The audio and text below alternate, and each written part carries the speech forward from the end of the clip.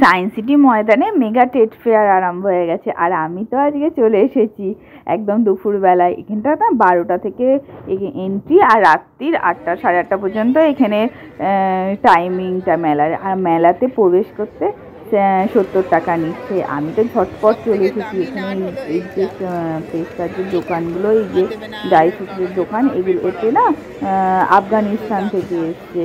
তো এনারা না সমস্ত কিছু আগে যেটা নেবেন আপনি সেটা মানে সেগুলোকে ওরা টেস্ট করতে দিচ্ছে।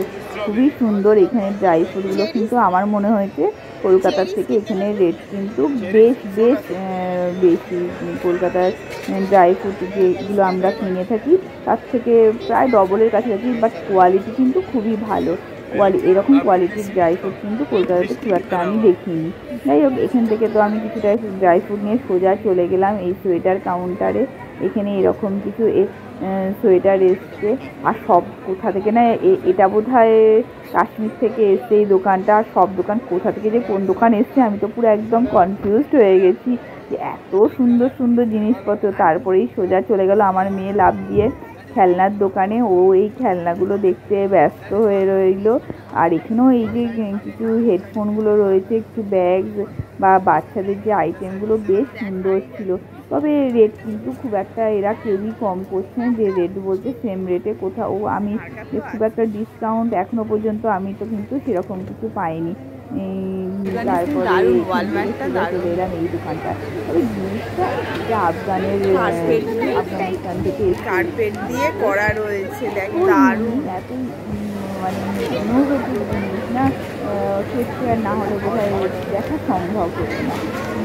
তো পরে এরকম করে এত ভালো যে জিনিস পাওয়া যাবে, এত সুন্দর কালেকশনটাকে আমি নিজের আগে কোনোদিন দেখিনি। তোমরা দেখে থাকলে আমাকে জানিও হিন্দি কমেন্ট করে।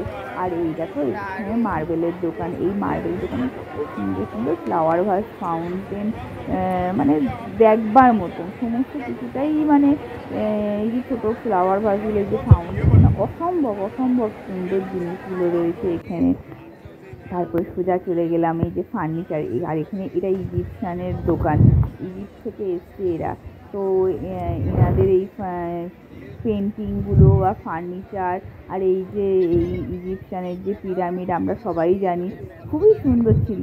আমার তো দেখে বেশ পছন্দ হলো। আর ছবিগুলোও নিয়ে যেতে ইচ্ছে ছিল, বাট লিটিল কস্টলি ছিল এগুলো।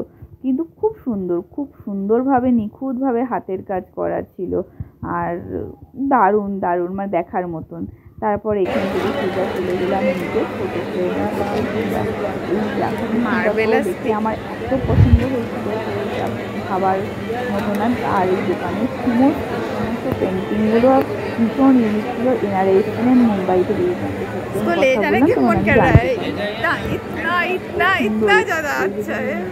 বাড়ি কিনে বলে ভাবছো বা কিনে থাকো, তারা কিন্তু এরকম হয়তো লাগাতে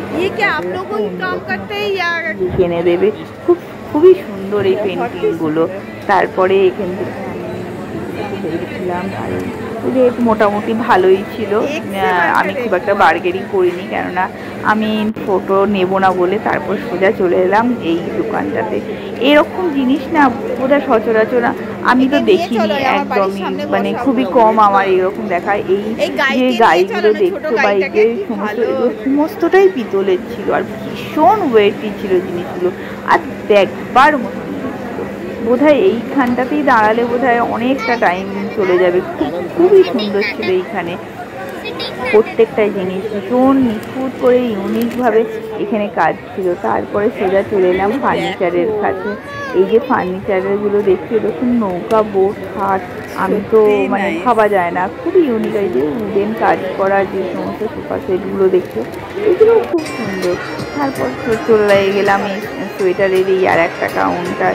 সবাই না খুবই সুন্দরভাবে ব্যবহার, আর খুব ভালো লাগলো মেলা থেকে। আর আমি এই যে মেলা থেকে এত কিছু কিনে নিয়েছি। আর এইগুলো কী কী কিনলাম সেটা দেখার জন্য কিন্তু পরের ভিডিওর জন্য ওয়েট করতে হবে। চলো তাহলে দেখা যাক পরের ভিডিওতে।